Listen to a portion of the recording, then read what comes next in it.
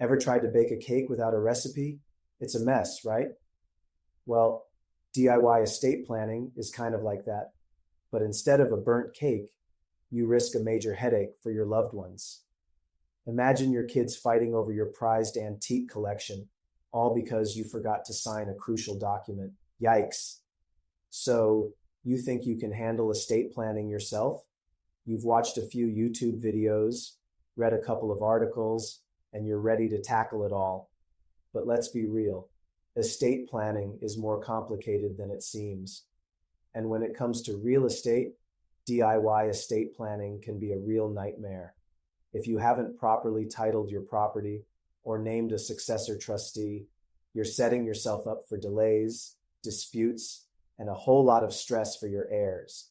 Don't let DIY estate planning turn your dream of a peaceful transition into a real-life soap opera.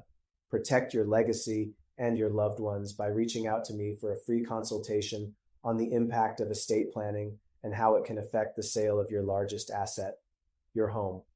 Remember, a well-crafted estate plan is like a good souffle, delicate, precise, and best left to the experts.